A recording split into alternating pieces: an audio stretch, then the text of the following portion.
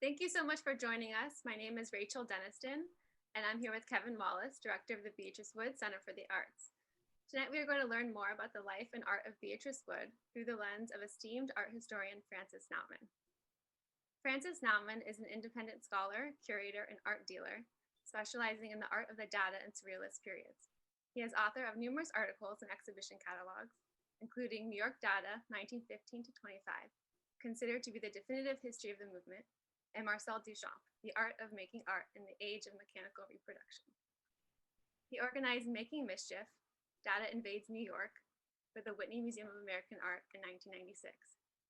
Beatrice Wood, a centennial tribute for the American Craft Museum in 1997, and in 2003, he curated Conversion to Modernism, the early work of Man Ray for the Montclair Art Museum. For nearly 20 years, Naumann ran his own gallery in New York City and now continues to operate privately, advising collectors in the field of modern and contemporary art. Thank you so much for joining us, Francis. This leads us to our first question. As a scholar, you have done considerable research and writing on the Dada movement, especially with regard to artist Marcel Duchamp. Can you share with us, what is Dada? How did this movement come to be of interest to you? And why has it proven to be such a large part of your life's work? Well, I got to Beatrice, of course, because of my interest in Dadaism, and that started quite a few years before I met her. In fact, I just calculated exactly 10 years before.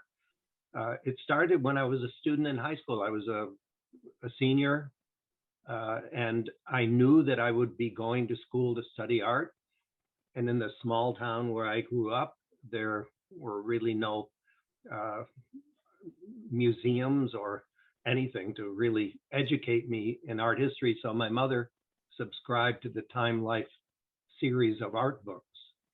And I received the first one. I remember it clearly. It was The World of Leonardo.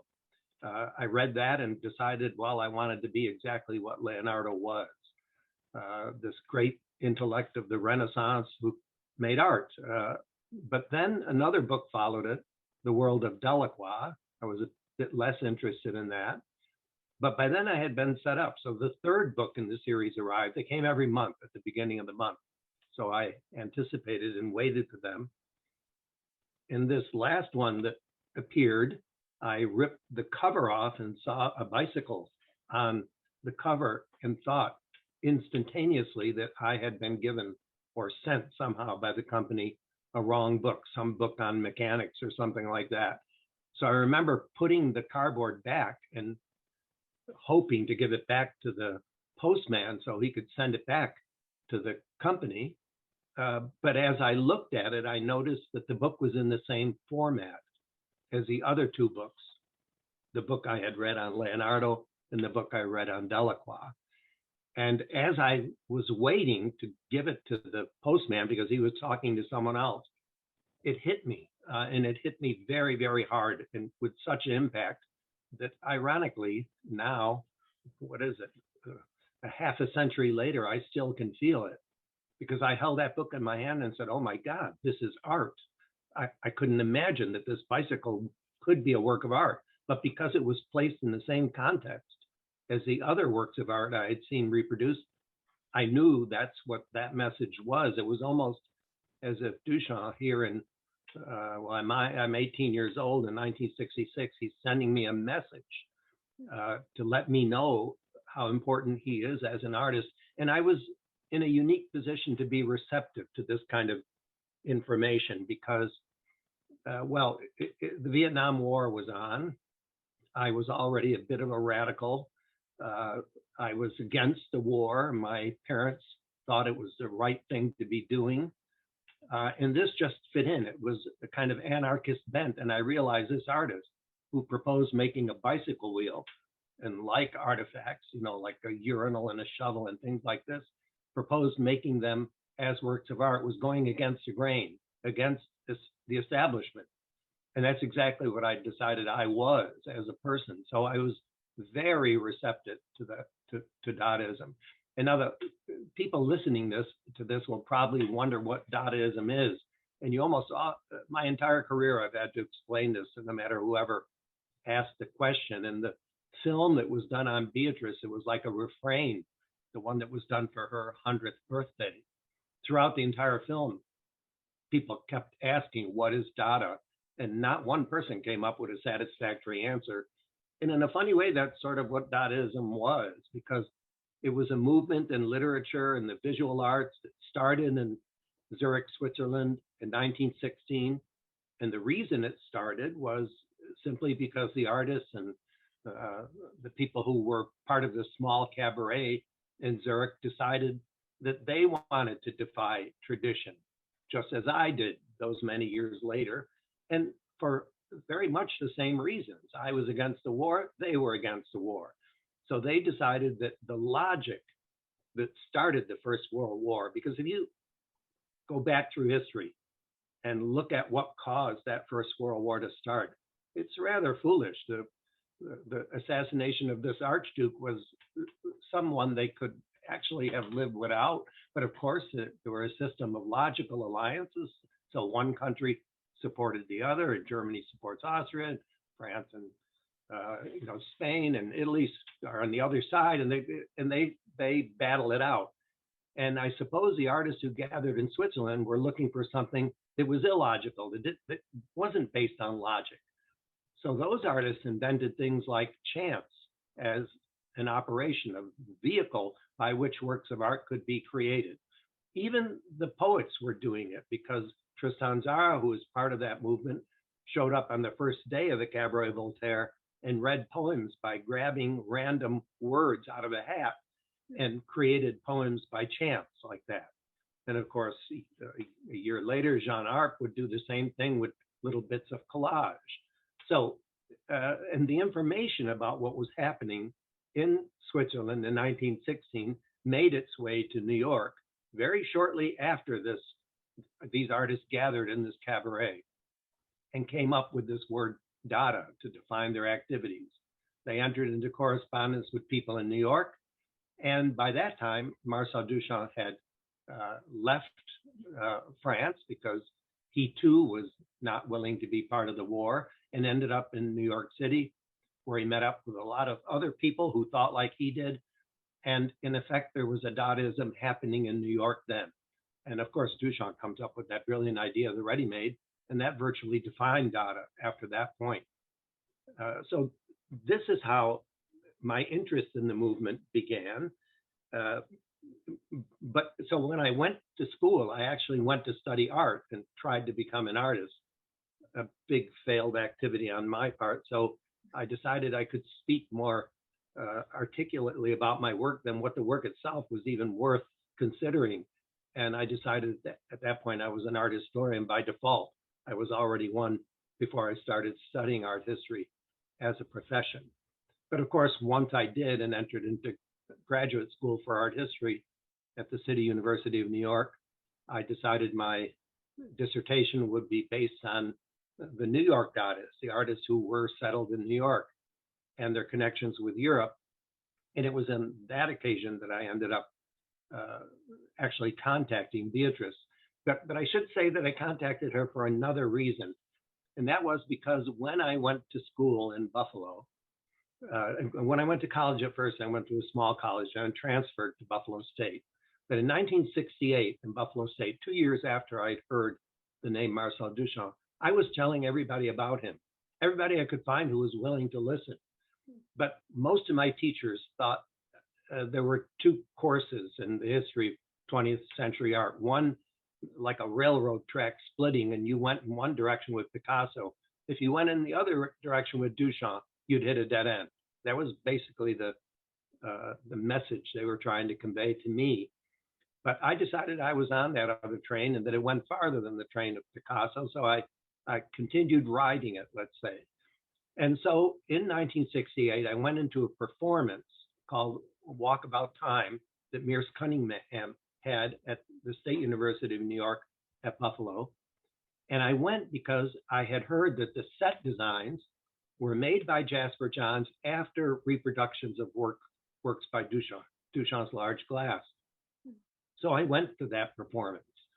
And I didn't like it. I was not accustomed to looking at modern dance, and I had a friend with me, and we left early before it ended.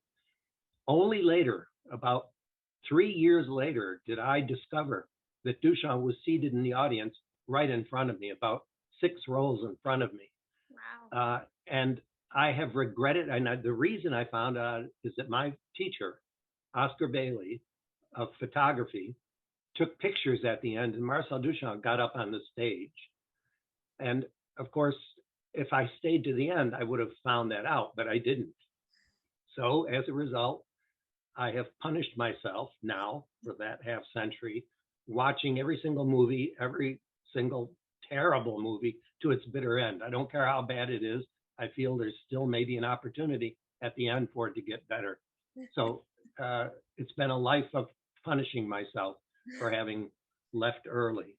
But you see, that punishment was the reason in the end I went to see Beatrice, because I wanted to make sure that I would meet the people who were part of this movement while they were still around. And that got me to Beatrice Wood. That's what took me out to Ojai in 1976, when I was actually only 28 years old, but Beatrice was already by then 84 years old. What was Beatrice Wood's role in the Dada movement? Oh, yes. Well, that's an interesting question, because most people would dismiss her importance as part of the Dada movement in New York, because they would think of her as a peripheral figure, or like a hanger-on, but that's not the way I saw it, and I knew it was quite different than that. In fact, when I did an exhibition at the Whitney of New York Dada, one of the more conservative critics dismissed all of the women who were part of the movement, saying that they were just there by happenstance, or they were connected to men who were part of the movement. I objected quite a bit to that critic. I won't mention his name because he's no longer living, but he made a rather foolish mistake in saying that, because of all the movements that existed in the early 20th century, Dadaism was the one movement that openly embraced the activities of women as part of the group. Even the Zurich Dada artist had Emmy Hennings, who was not only a performer at the cabaret, but designed puppets, and there were puppet shows. And then, of course, there's Sophie Tauber-Arp, who with her husband, Jean Arp, made phenomenal works of art that are right now on display in a show at the Museum of Modern Art. And of course, in New York, there was not only Beatrice Wood, but there was Clara Theis, Baroness Elsa Freitag von Loringhoven, and others that were part of the circle that had been, before I came along, marginalized as part of that history. But I wanted them very much to be part of it. And of all the women who took part in the New York Dada movement, there's no question that Beatrice was the most important. And you probably have to then almost quickly define what I mean by important. She certainly, the information that she collected made it possible to understand the activities that took place there more than any other single individual. Because as you know, she kept a daily diary, she took photographs with her camera, and she made drawings. And all of these things enriched that period far more than any other person who took part in it. There's no question about it. In 1916, in fact, to be precise, on September 20th, 1916, we know that date from Beatrice's diaries, she went to the hospital to visit Edgar Varez. He was a musician who came over from Paris and who had fallen and broke his leg. And since he spoke no English and Beatrice spoke French, a friend of hers asked if she would go over and visit him. And not only were the incidents that took place that day important to her, but it would change the rest of her life, because through him, she would become friends with many great artists, not only from the teens, but friendships that would continue, as we'll see, for the remaining years of her life. When she went to the hospital, Beatrice was only 22 years old and Varez was 30, so that 8-year difference made her think of him as an older man.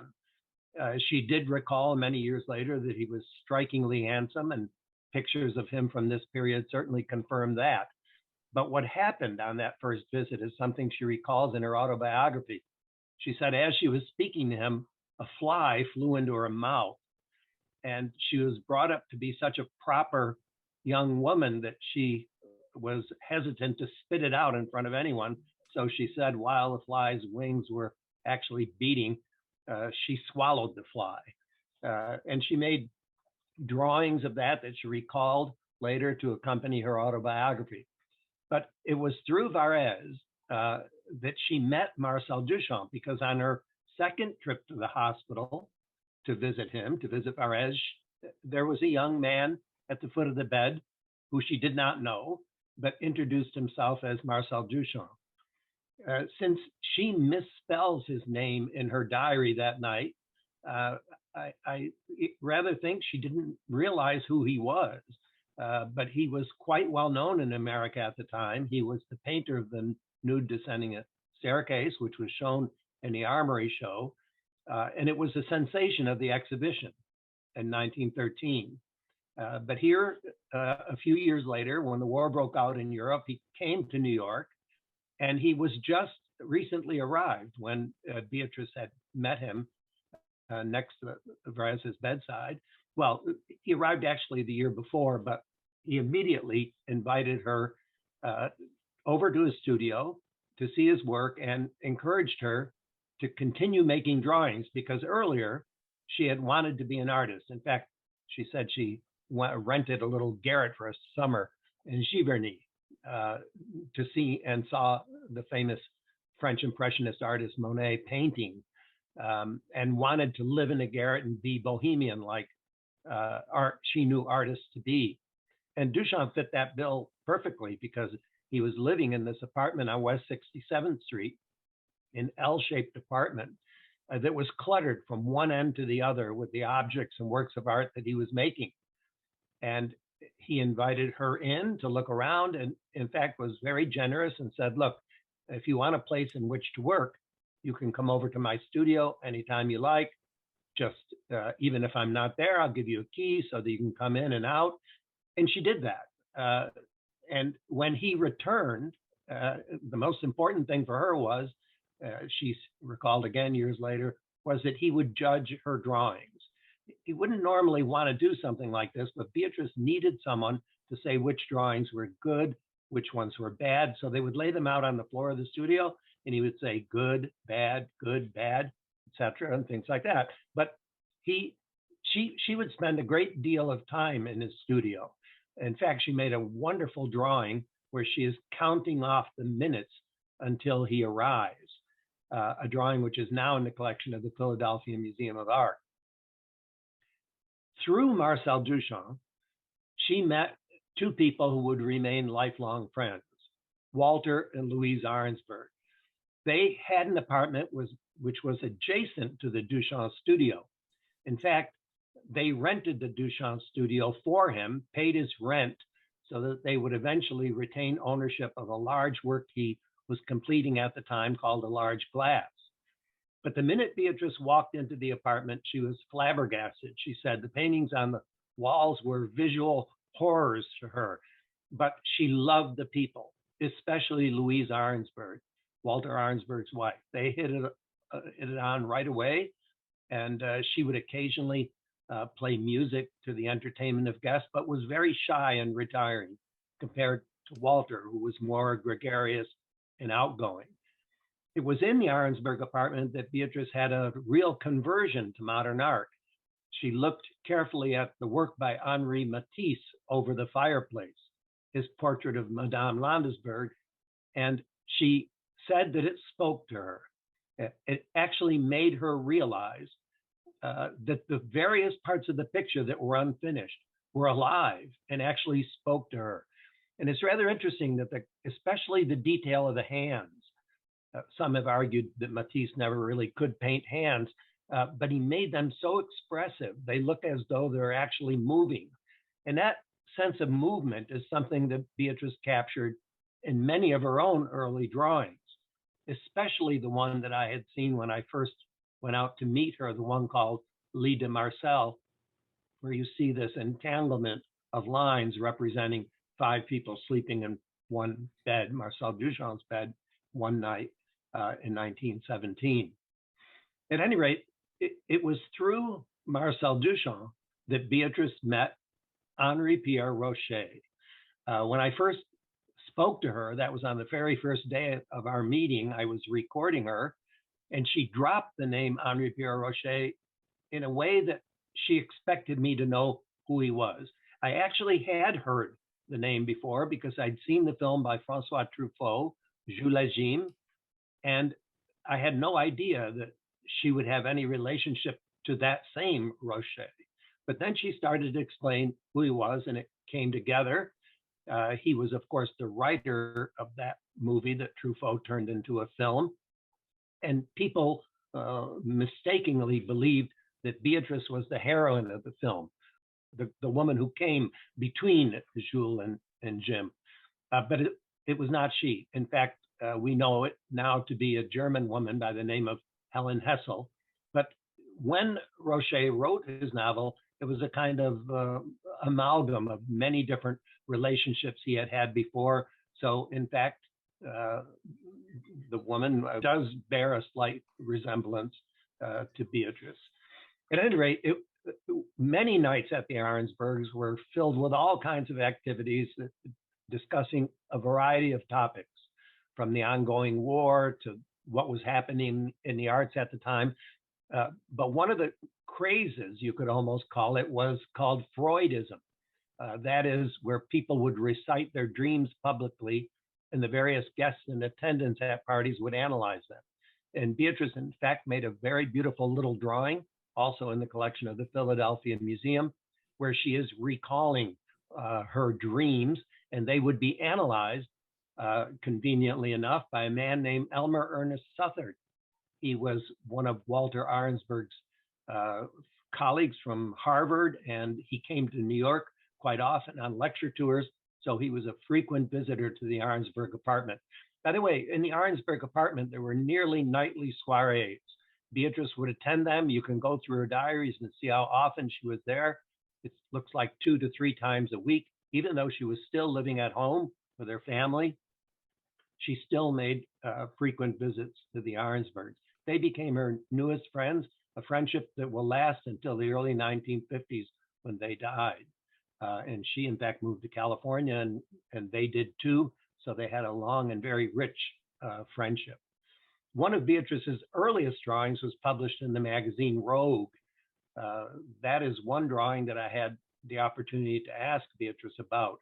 It shows a kind of totemic figure with some zigzagging line around it, and I asked her what it meant.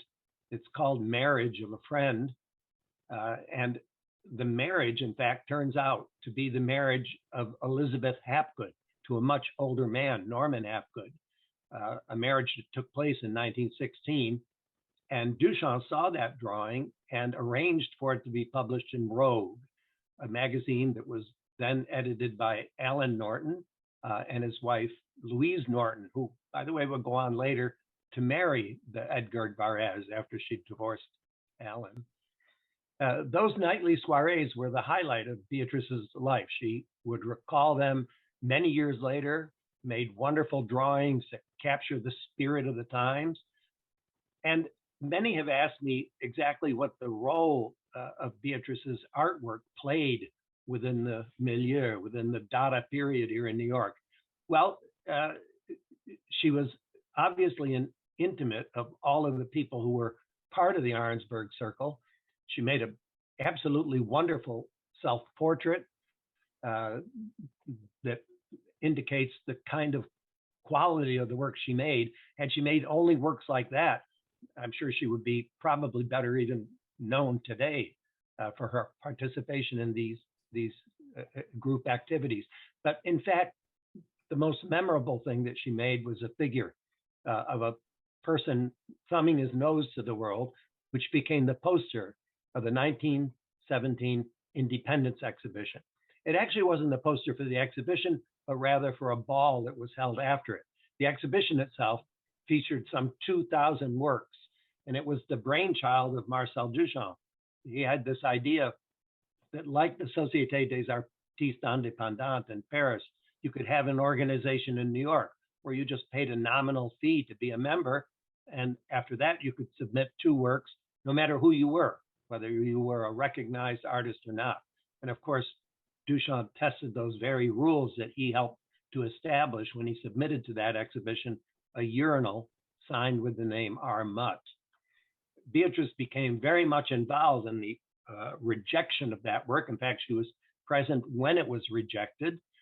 They got into a great argument as argued whether or not it was a work of art, since after all, Duchamp just purchased it from a store and submitted it to this exhibition. But in fact, in the end, it was deemed somewhere to lie in between, because it was never publicly exhibited. If it was shown in the exhibition at all, from various accounts, we know that it was shown behind a partition, behind a curtain where it wasn't really made visible. But at one point, shortly after the exhibition opened, Duchamp, Beatrice Wood, Roche, and some other friends took the urinal from the exhibition and brought it over to the gallery of Alfred Stieglitz, where it was beautifully photographed, where you could read the name R. Mutt in front of a painting. It was positioned by Marsden Hartley. And that becomes really the only visual record we have, aside from a photograph that was taken in Duchamp's studio, where you see it hanging from the lintel of a doorway.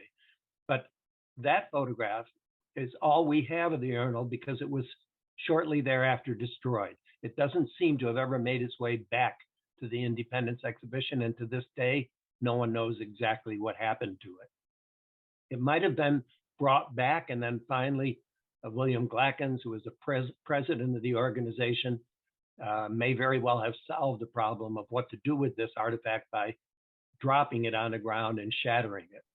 That is a likely scenario of what happened to that very treasured artifact.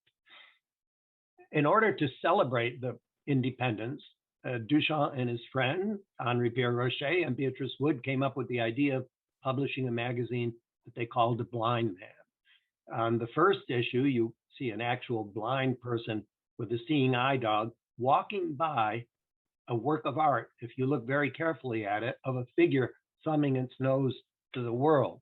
Very much the same kind of spirit that Beatrice captures when she does the poster later on. The magazine was not circulated because that first issue contained a word that her father thought was insensitive, or actually back then it was considered blasphemy. I read the whole issue looking for that word, and in fact the word damn does appear, but back then that was too offensive. So it was, you were not allowed to circulate that magazine in the mail. So that it was held and only distributed at the door for any, it says it cost 10 cents, but they more or less gave them away. Beatrice submitted herself to that exhibition 2 works of art. One called The Nightmare, and that's in the collection of the Philadelphia Museum, and another called Un peu d'eau dans du savon. That means a little water and some soap.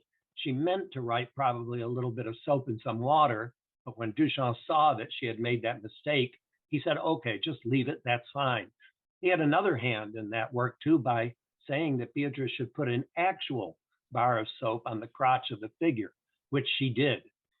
When I interviewed Beatrice on that very first day, she told me about that work, but she didn't have a visual of it because she said it was never photographed and it was destroyed in the California flood of 1938 in Hollywood, and it no longer existed.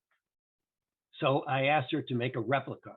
The one that you see here is actually a replica that is made of ceramics with a heart-shaped bar of soap attached to the figure.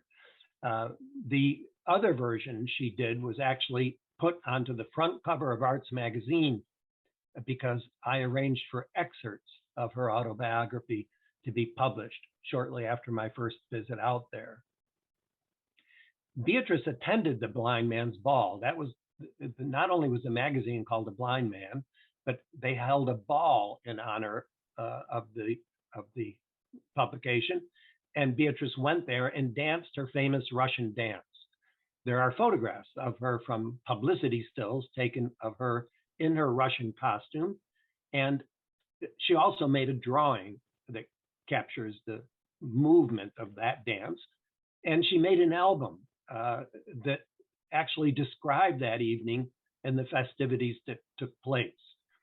She said that she couldn't remember too much of what happened there. We do know that Marcel Duchamp got a bit inebriated and climbed out on a flagpole at Webster Hall. The positions for those flagpoles are still there since Webster Hall survives. And it was after that event, when she went home that night, that there was a big party at the Arensberg apartment. And it was the next day that she made the beautiful little drawing called Lit de Marcel, which shows Mina Loy, Charles Demuth, Eileen Dressler, a friend of hers, Marcel Duchamp, Beatrice Wood, all in bed together. Of the drawings that Beatrice made in this period, one of them, which is called Beatrice and Her 12 Infants, also in the collection of the Philadelphia Museum, is probably the most engaging because it records a variety of people who were present at the Arensberg parties, including Walter Arensberg, Pierre, who of course is Henrypierre Roche, who's in that drawing labeled 3 separate times, Days, and Reeves. These are 2 people who came often to the Arensbergs. Beatrice didn't remember who they were exactly, except to say that one of them was a rug salesman, and we do know that Reeves was an oil tycoon. And then there's Madame Picabia and Totor. Totor was a nickname that Beatrice used and others did for Duchamp. It's a kind of short for Victor, which or Victorious, which Roche invented as a term of endearment for his friend. Many of these drawings that Beatrice made in this period are now scattered in various collections, either because they were given by Beatrice, some were actually sold early on and have their location is no longer known, but others were drawings that I gave to various museums over the years. When Beatrice died, I inherited the estate of her drawings, and then I inherited thousands. And many of those I have given away too to institutions subsequently. She did also make lithographs, as you know, toward the end of her life through Lee Weisler, an artist from Los Angeles. And she made a great series of lithographs for Lincoln Kistler in the early 1930s. And I had a complete set of those, which I donated to the Whitney Museum. So in addition to her 2-dimensional works, Wood also created ceramic figures from the time she started working in clay. And these works are very different from her wheel-thrown vessels. What led you to take a special interest in these works of hers? And how can we better understand them from an art historical standpoint? Well, answering that question involves a little bit of jumping the gun because it happened after Garth Clark and Mark Del Vecchio started to represent her work. Because I had seen these figurative works in her studio, and I admired them because they were very much like her drawings. You know, many of them were even the punchline to a joke. She'd actually create this 3-dimensional figure in ceramics and put the punchline right at the very bottom of it. And if you didn't know the joke, you didn't really understand what the two meant together, but then she loved telling you the joke so that you could get the joke in effect. And Garth Clark decided that promoting these works along with her traditional ceramic vessels and bowls and things like that wouldn't work, because you wouldn't be able to ask high prices for the other things if the viewer thought this woman was just making things that are the equivalent of a joke, because then they wouldn't take the other things seriously. I disagreed because I thought the figurative work was very much a part of who Beatrice was. That was her personality, and I wanted those works to be shown. And it ended up that they were shown separately in the exhibition I organized, as I told you, for the Oakland Art Museum in 1989, I believe. And that was an exhibition that Beatrice went to. I went with her to the opening, and all over again, seeing her work, she laughed when she saw it. And there was a delightful response, because she would read the title and then go back and tell the joke. And she enjoyed her own work. I can't say that's true of most artists, but it's a wonderful reaction when they do.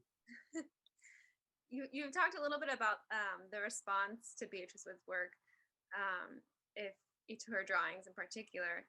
Is there anything else that you'd like to mention about how museum curators, collectors, and those who encountered her work in the gallery responded to, all the different aspects of Beatrice Wood's work? Are there common misconceptions about her and her work? Well, everyone reacts differently. Everyone has very different taste. There are some people who, like I said earlier, dismiss her out of hand because she's not doing what they assume an artist should be doing. And I suppose everyone, collectors, dealers, curators, everyone, they all react differently based on their own taste. And Beatrice is not for everyone. I mean, those, for example, who collect traditional ceramic vessels, as Garth Clark and Mark Del Vecchio explained in their interview with you, many of them do not like her work at all because it's not refined, it's not elegant, it's not perfect, it's not crafted. I will never forget that once I was in the studio with Beatrice, I actually decided, because I knew her so well, because she was so well known as a ceramic artist, I would spend a week with her. So during a spring break when I wasn't teaching, I went out and asked if I could work with her from the very beginning to the end to create works of art. And we sat together side by side, making vessels together in her studio. She taught me what glazes she was using, and then we went through the firing. And it was a wonderful experience. I mean, I can't tell you, I don't know that I enjoyed anything more, because I thought I was here getting lessons from a person who really knew what she was doing. But as she was making these things, I would instinctively try to correct her. For example, I will never forget, this was before she fired something and she could still change. There were handles on the side of the vessel. I said, Beatrice, those handles are still a little crooked. That one's bigger than the one on the other side. And she turned to me and said, well, you still can pick it up, right? And that hit me that, wow, she doesn't care about those kinds of details, because that's in fact true. You still could pick it up. It doesn't have to be perfect to be picked up. And that was the way she was, even with her speech. I will never forget one incident when I was out there with a curator, and we were talking about feminism. That's an interesting topic with Beatrice, of course, that can be very controversial. And Beatrice said to that curator, I don't understand. I think all women just want is another organism. And I said, organism? Beatrice, you don't mean organism, you mean orgasm. And she said, oh yes, but you knew what I meant. And she just dismissed the fact that she got the wrong word in a sentence. Because just like the handle on the vessel, you can still pick it up, still work. You knew what I meant. Why are you bothering to take the time to correct me? So, that's a rather interesting aspect of her personality that few people know about. That those don't sweat the incidentals, don't sweat the minor details. It's the bigger picture that counts. We know you played a role in helping Beatrice Wood to sell her work, arranging for her split from John Waller in the early 1980s, and her representation by Garth Clark and Mark Del Vecchio. Can you tell us about that? Yes. Since I was going out to see Beatrice at least 2 or 3 times a year, I was assuming that she was doing very well financially. And once when I went out, she said,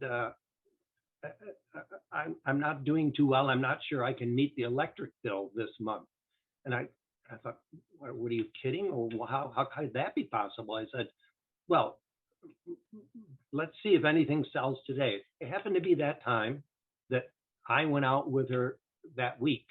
And now I didn't know what that week was, by the way, until I listened to Garth and Mark's interview with you, because they came up to see her, it turns out, in 1981. So I can give a precise date to when this occurred. She and I went through that process, fired the kiln. Some things came out magnificently, some things not so good, but one small vessel was beautiful. And I remember she had a price on it of $1,000. So we put it out into the showroom, and she went back for her nap.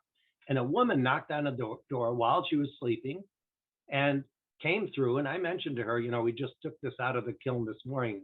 It was a red glazed vessel. And she said, "Oh, I love it. How much is it?" And I said, "It's $1,000." And she said, "Okay, I'll take it." And so I said, "I don't really know how this works, but maybe you write a check or we send an invoice." And she said, "Well, no, I can pay cash."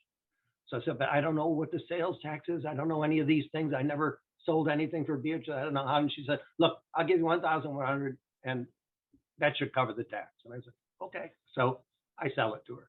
And I can't wait till Beatrice wakes up, because here I've got this $1,100 to hand her. And she came out and she was very happy about the sale. And she took the money and she said, "Well, it really means only 500. I said, "What do you mean, Beatrice? This is $1,000. What do you mean 500? She said, "Well, I have to give half to my dealer." And I said, "Your dealer? Who's your dealer?" And she told me about this man, John Waller, in Los Angeles. I said, "But Beatrice, you can't go mail this to your dealer. He hasn't even seen the work. It just came out of your kiln. You sold it straight away yourself. This is ridiculous. You can't." She said, "Oh, no. 50% of everything I make goes to my dealer." I said, "Well, wait a minute. I've known you now for 5 years. What has this dealer done? Has he showed your work at all?" She says, "Oh, no, he closed his gallery." And I said, "He closed his gallery and he's still taking half the money? That's not possible." I said, "Beatrice, I'm stopping this." So I called John Waller. I asked for the phone. She said, she always claimed she was terrible at business, but this was ridiculous. So I called John Waller. And of course, you can well imagine how angry he got with me, because I told her, "This is unethical. You can't be taking money from this woman who's in her 80s and simply because you're not doing anything. You're not doing anything for her." He said, "Oh, I did a lot for her in the past. I'm entitled to this, and don't interfere with I will never forget," he said, "don't interfere with my business affairs or I will have my lawyer call you." And I said, "Good, have your lawyer call me. Sue me for all you want, because I don't own anything." And at that time, I actually didn't own much of anything except clothing, I guess, and some books, but, sue me for that. And I was a teacher in New York. I'd like to see how this goes down from a dealer in LA. So anyway, I decided she would never give any more money to him. It didn't seem fair, but she should probably seek representation somewhere else or somehow in another capacity. And that's when Garth Clark and Mark Del Vecchio showed up the next day. And I thought of them, and Beatrice and I talked about this as they were knights in shining armor. They showed up at exactly the moment, the perfect moment. And I said to them that I would like to set up the contract and set up the legal part of the contract, because I don't believe a woman who is in her late 80s should be giving 50% of what she earns to a dealer. I said, I think the adequate and a better amount would be that she retains 60%, the dealer gets 40%. And that she has the right to sell absolutely anything she wants from her own showroom without a dealer making anything. And they agreed.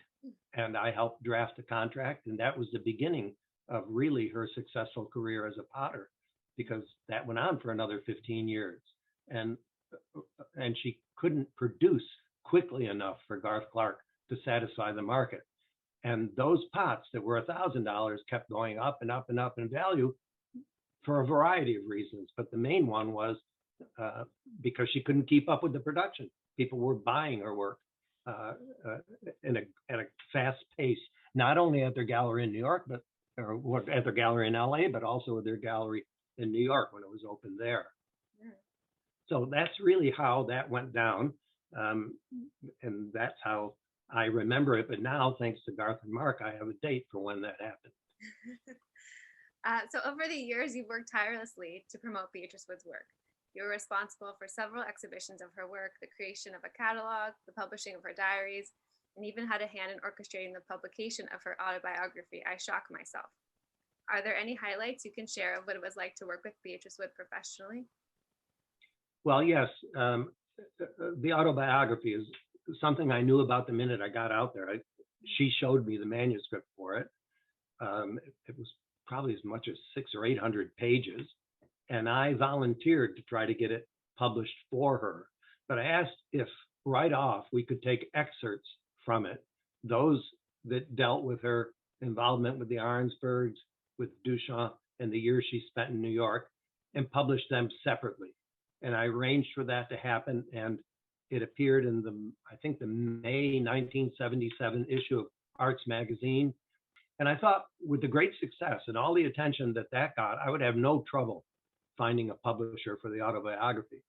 But I must have gone through every single publisher in New York over the course of the next, I don't know, 6 or 7 years trying to get that published, and I couldn't. And it was very frustrating. I would take the manuscript, and because I didn't want it circulated in different places at different times, I didn't know who would come back and say, yes, they would publish it, and maybe someone else was considering it. I would bring it to a place and keep harassing them to give it back to me. And I would get it back. And I learned a trick from hearing about it on television once.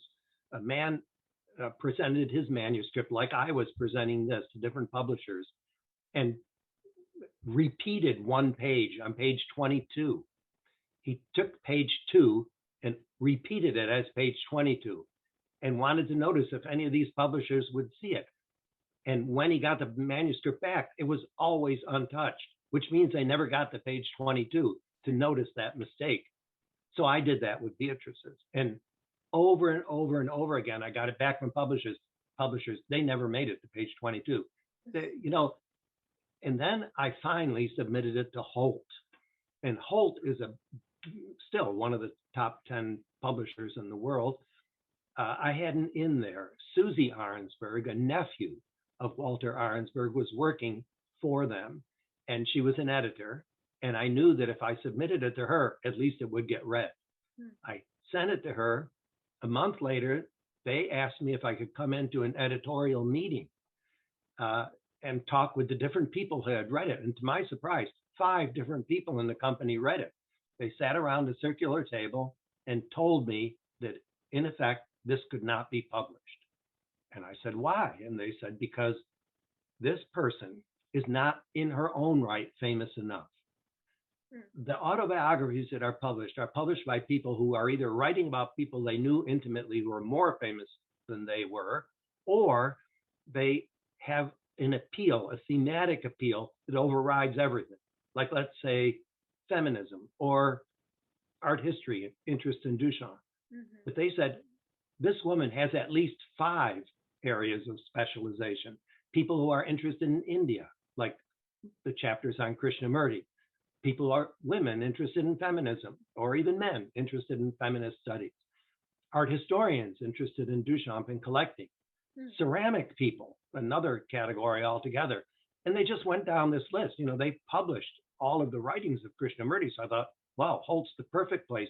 But no, they said she would have to direct this autobiography from the perspective of one of those particular thematic entities. And so I called Beatrice, told her this, and she said, look, I only live one life. I can't live it over again and specialize in a single theme. I'm not doing it. If it doesn't get published, I don't care, but I'm not going to rewrite it, which is exactly the reaction I would have had. And in the end, I thought, okay, the only way this can really work is maybe to arrange for it to be done privately. So I started asking around how much it would cost to be published. And the basic ballpark amount that I was given back then, this was, right around when it came out, and it was $25,000. And it so happened that Beatrice knew a potter who had studied and grew up in Ojai, Rick Dillingham, and he was very wealthy. He inherited a lot of money, and I asked if he would put up the money to publish the book. And he said, yes, but I need some collateral.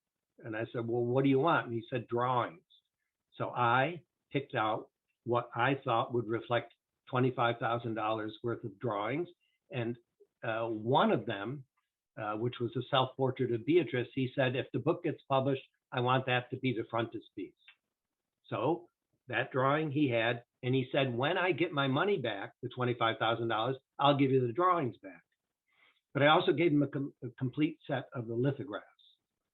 And that's the arrangement we made. What I didn't know is that when Peace Press published the book, for every single sale that Beatrice made at the studio, she was mailing back the money to Rick Dillingham until she actually repaid the entire $25,000.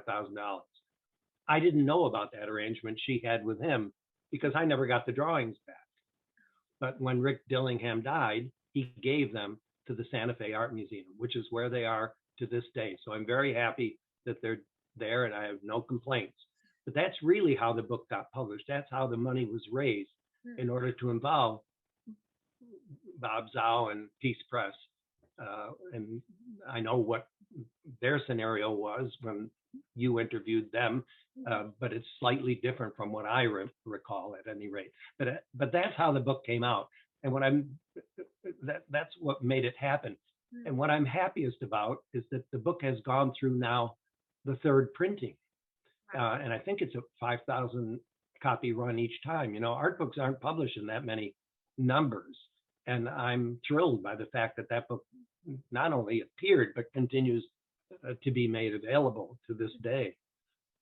So in a way, all those publishers were wrong. They would have been very happy to publish a book that they know they could print in an edition of 15,000 copies. They just didn't know that it takes some time to sell that many. Between the years of 2001 and 2020, you ran your own gallery, Francis Naumann Fine Art. How did the creation of your gallery come about? Did your relationship with Beatrice Wood inform the running of your gallery at all?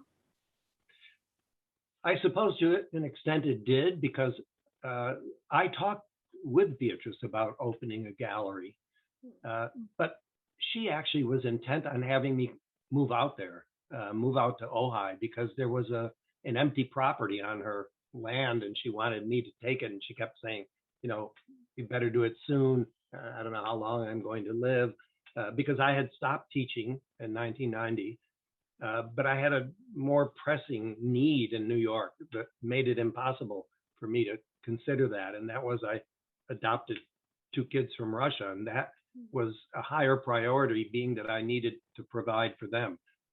So I thought opening a gallery in New York would be better than opening one on the West Coast at any rate, especially if I showed the works that were of my interest, like the works of Duchamp and Man Ray. And so I did. I opened it, but Beatrice was not alive. It opened in 2001. She died a few years earlier, as you know, so she never lived to see that. But I should say that I had various people who tried to discourage me from adopting those children. Beatrice was exactly the opposite. She just jumped at the idea and thought it was wonderful that I was adopting children. And she was also very happy to hear that I found someone and got married. And not everyone shared those sentiments, but she certainly did. It was a reason that I named my daughter that we adopted from Russia, Bea. Her name is Bea, and she loves her name. She fights for people to pronounce it correctly, because when you write it out, people are inevitably calling her B. But she likes the sound of the name, and so do I. And you know, Beatrice was referred to by Duchamp and everybody in the Arensberg circle as Bea, short for Beatrice. And but everyone, of course, who knew her out in Ojai called her Beto, after the name invented by Rajagopal. But I preferred Beatrice, and I stuck with that. I never called her Bea. I called her Beatrice. You touched upon this a little bit. Your relationship with Beatrice Wood was not only professional, you also enjoyed a wonderful long-term friendship with her. What was it like to have her as a close friend? Friendship in itself is hard to define. I suppose if you saw someone on a daily basis, it would be very different from someone you see only periodically. Seeing her only twice a year, it was wonderful to go out and visit her. And I did speak with her regularly on the phone. Back then, phones weren't what phones are today. You don't just pick up a phone and call someone, because each time you did back then, it cost money. And I had very little money at the time. And she was in a better situation than I was. So she called me more often than I called her. But she made it a point to call me at least once a week. We spoke on the phone. And I know this now because I see the notes she's gone and put in her diary saying, talk to Frances. And it appears constantly through her diaries. And I would spill out everything when I talked to her. I talked about the most intimate things, and she would be very probing and wanting to know about them. I will never forget the time she said that she encouraged me to see a prostitute so that I could report all the information back to her, because she was working on this bordello scene, and she wanted to refresh a bit. And she even said she would pay for it, which was ridiculous. But anyway, we had those kinds of conversations, which I had with no one else. I mean, you can never talk about those kinds of things with your mother. So, it was a wonderful thing to have someone like that. And I also always had this assumption that she was wiser than everyone else, just because of her age. People do assume this of people who have lived long lives, and maybe they should, because they do gain a lot of information more and more as time goes on. And every once in a while, she would say something or do something, tell me something that made me realize, wow, she's really thought this through. And she really does know more about it than I do. In the introduction that I wrote to her autobiography, I tell this story of going out with her one night, walking with her dogs. She had 2 dogs at that time, and one was blind, but she kept putting the flashlight in front of him as if she was trying to show him which way to go. And I said, Beatrice, why are you doing that? He's blind. And she said, well, I have to see if he's going in the right place or not. Here, I didn't even think of that. And I remember on that same night, I looked up at the sky and it was covered with stars, blanketed in a way I hadn't seen it. People who live in New York don't really see the sky at night because the light of the city makes it impossible to see the stars.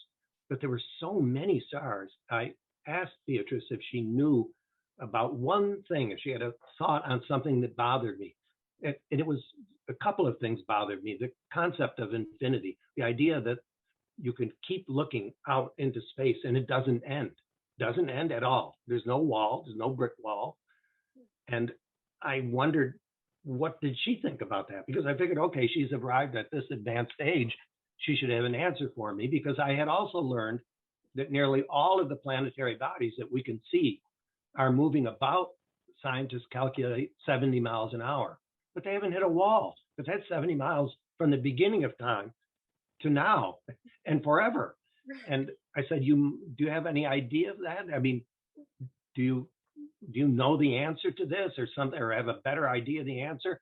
And she turned to me, she said, and I said, do you think that's what you get when you die? Like the minute you die, you get the answer to that question that has bothered you your entire life. And I'll never forget, she looks up at me and says, oh no, silly boy, you don't understand. When you die, you no longer need to have the answer to those questions. That's what you get. Which was that was an intelligent, wise answer if I ever heard one. So I retell that story and have retold it many times, because that gives you an idea of how, Beatrice was exceptionally well read. She read every single night up until the time when Ted Koppel came on at 11 o'clock, and then she watched him. I actually tried to arrange for Ted Koppel to meet her, but that never happened. But it would have been wonderful to have him meet her, because she loved it. She watched him every single night on TV. But she would read she would every evening after dinner. She would sit down in her studio, and not the ceramic studio, but in the showroom, and she would draw. And then she'd pick up a book and start reading, and that she'd do for about 2 hours. She was a voracious reader. And then she'd go watch Ted Koppel and go to bed. And that was every night. It was a remarkable thing to witness, even. Yeah. So Beatrice Wood spent many years of her life as an actress on the stage, familiar not only with acting, but also makeup, costumes, etc. To what extent was her persona informed by the theatrical? I think to a great deal, actually. Few people have actually dwelt upon this idea, because it is critical to Beatrice. She studied acting, and she, of course, remember, she was in the Comédie Française in New York because she could speak enough French. And she loved it. And she always talked about it with great affection. And if you look through her diaries, you'll see how often she was there rehearsing, it was her life. And she was also good friends with Helen Freeman, a woman who went to the preparatory school with her. Helen was also an actress, and she had leading roles on Broadway. But when Helen came to Hollywood, her voice was too high pitched, and it didn't work for sound. And Beatrice, too, didn't really like the Hollywood scene acting when she moved to LA. Some people think she moved there for that purpose. It wasn't that. By then, her theater career was behind her. But the theater was very important to her. And an art historian, wrote a paper for when I was teaching at the Graduate Center about Beatrice and the connection of the theater and her drawing style, which was fascinating because if you look at her drawings, particularly not those from the teens, but those from the 20s, many of the figures have very distinct, clear cast shadows behind them, sometimes multiple shadows from lights coming in at two angles. Well, where else does that happen except on the stage? So there's no question that these drawings that she makes are recreating a kind of stage-like presence, but not necessarily one taken directly from the stage, but from an event in her life, a conversation she heard at a dinner party or something like that. So there is a very strong connection. And on top of that, Beatrice was, in effect, herself, like always on stage, always ready to be, not always, not when she got up in the morning, she said, and before she got dressed, that's different, she said, but she would come out and greet guests and be in top form. And in many ways, it's almost as if she was almost always acting. No, she harped on one theme. You see it in her autobiography, and many people who went to visit her. She would say that the single greatest quality that a human being can possess is honesty. And I'm not sure she wasn't thinking about this kind of acting that she does on a regular basis, because acting is anything but honesty. You're obviously playing someone else when you get up on stage. And when she got herself decked out in her saris and went to be interviewed, she was almost as if she was a different kind of person, because she is on stage. She's performing at that moment. But that performance would break down when she didn't have the lights on and the cameras and everything. She would return to her normal self. But she had that ability to put herself out there and understand what it took to be photographed or recorded in that way. And there are many interviews with her. Some of them didn't work out so well. I brought an entire crew out from the Whitney in 1996 to interview her, but it was not a good day. We caught her on a day when she just couldn't, and you could see her struggling to get herself up to that level where she thought she needed to be to answer these questions with the same kind of excitement as if she's being asked them for the first time. And it just wasn't happening. And that unfortunately never got finished or aired or even edited. It wasn't a good time. But anyway, she was aware of that. I'm convinced she was aware of that presence, and that kind, because she would do crazy things with people, with the famous story about Bette Midler running out screaming because she said something that was so anti-feminist. She knew how to push buttons and say the right thing to get a reaction out of someone else. So she knew what she was doing. So this brings us to our last question. What is something most people don't know about Beatrice Wood? Is there something you'd want people to know? Well, there were things about her I found out after she died that I'm not sure people would be all that interested in, but they might be. A woman called me up who was writing a biography of Beatrice. She actually was doing it for a dissertation at the university in Florida. And she wanted to know if I ever talked to Beatrice about being Jewish. And I said, what? Beatrice isn't Jewish. And she said, well, yes, she is. And I said, what makes you say that? And she said, her maiden name, her mother's maiden name. And Beatrice had told me her mother's maiden name, which was Rosenkrantz. But I never put it together. For some reason, I never asked myself that question. And because she never talked about it, was that something that also bothered her, that she didn't come out and publicly disclose that fact? I don't know, because she never talked to me about it. And I suppose someone who grew up like Beatrice, first of all, it was the mother who relinquished her connection with Judaism. She married a man named Wood, an Englishman, and decided she didn't want that to be part of her past. That happens to many people who want to assimilate into American culture. But her family, Beatrice's family from San Francisco, were very highly respected members of the Jewish community there. So that past is something she never spoke about. And I wondered if she felt that this idea of honesty was something that she was herself betraying for not talking about it. I will never know that, because I never knew to even ask her the question. You see, a lot of people think that people who have a connection with a Jewish past and don't talk about it are anti-Semitic. That couldn't be further from the truth. I suppose that certainly could happen with people after the Second World War, only because we know what happened then. And if you're Jewish, you should be proud of it, one would assume, after that happened. But before that, it's a different ballgame. You know, it was there are many people, very highly respected people in society, who were anti-Semitic, and there were even Jews who were before the Second World War. So I don't know that people can go accuse Beatrice of that, because people have, actually, and I've had to defend her, even though I never had the opportunity to talk with her about it and what she felt about it.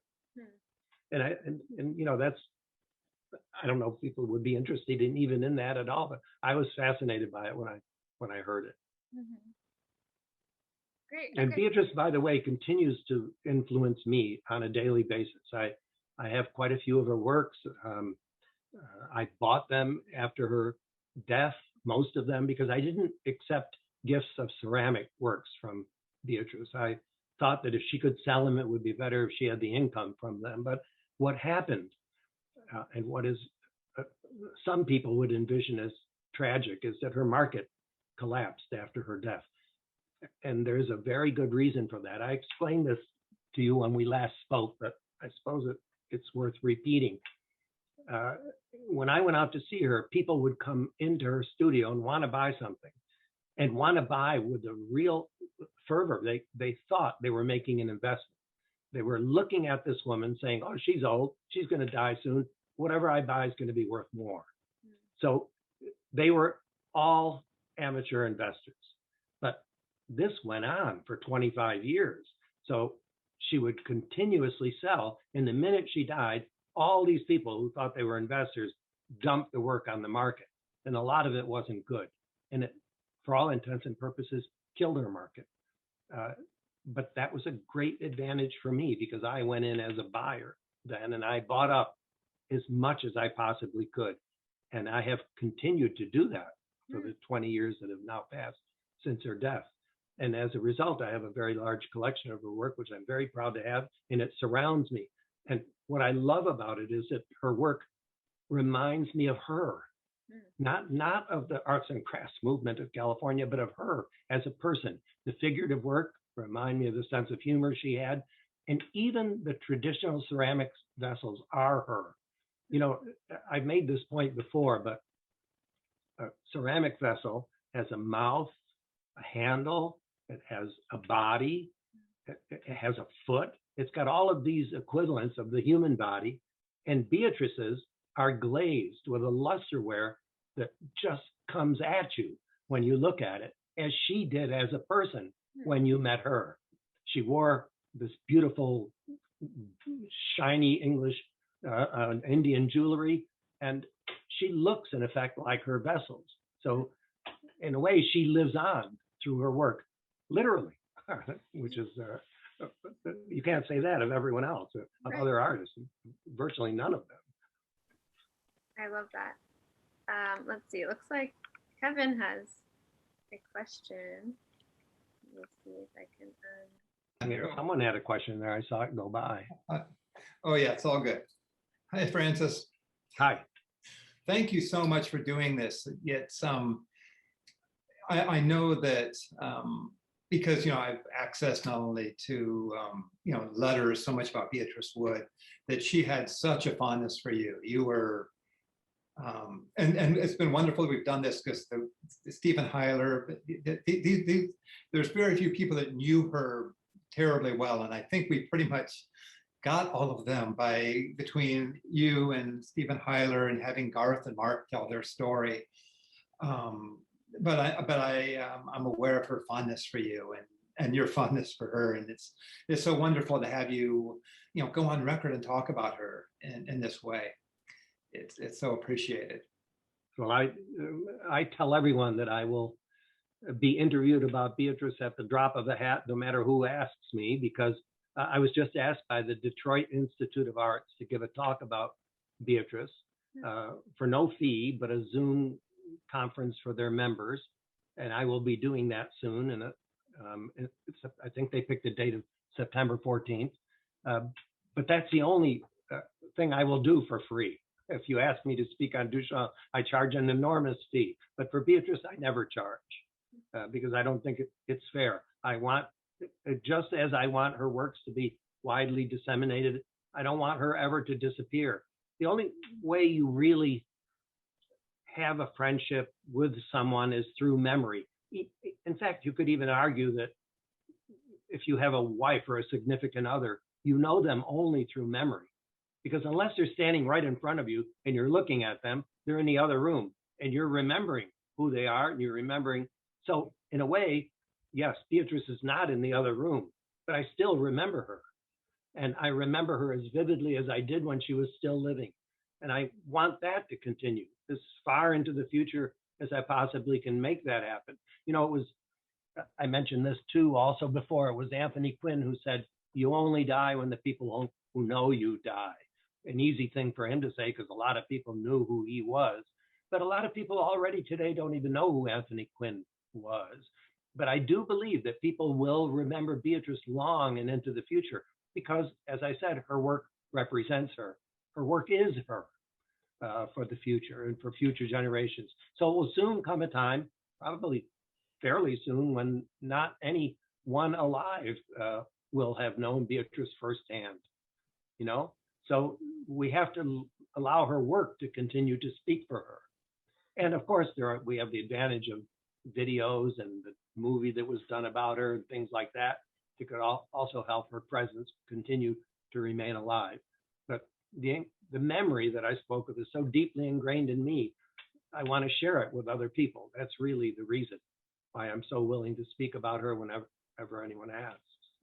Well, she does have an almost mystical ability to connect with people even today. Anybody that sees her in a video, sees an interview with her, they connect with her in a way that I can't think of, anybody else that works like that. They come up to the center and they say, oh my God, I love her. I just found out about her. I saw this interview with her.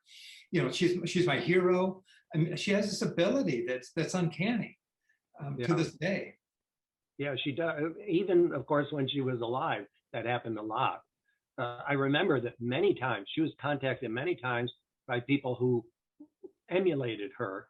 And even to the extent that it would be, I was there when a lesbian couple arrived and wanted to know what it's like to get to be this age and be alone and still be a lesbian. And she said, hey, I'm not a lesbian. She had to clear them up. But they admired her because they thought she was. And it's sort of interesting that people gravitated to her for what they project must be. Like feminists came up to meet her because they realized that her entire life really, no matter what she said, she can say that the purpose of a woman is to sit at the feet of a man and kiss his feet. She could say that, but she never did that with any one single man. We have to remember, she controlled her life from the very beginning. She never was dependent upon the income of a man, ever. And she called her own shots from the beginning of her life to the end. So, that's the kind of feminism that many women admire. It was her actions, not her words, her actions that they admire. And I think that kind of, evidence of her life should serve as an inspiration for people long into the future, even after we're all gone. Well, she certainly lived her life on her own terms. You have to give her that. No matter how somebody labels it, she was true to herself and honest in who she was and true to herself, which is quite remarkable. So thank you so much. I just want to say, thank you for speaking with us, and that we get to share your life with Beto with people, and for people to continue getting to know her and discovering her, because I think that's going to happen. People are going to be discovering her for a long time to come. Yeah, I hope so. We won't be here, but I hope so.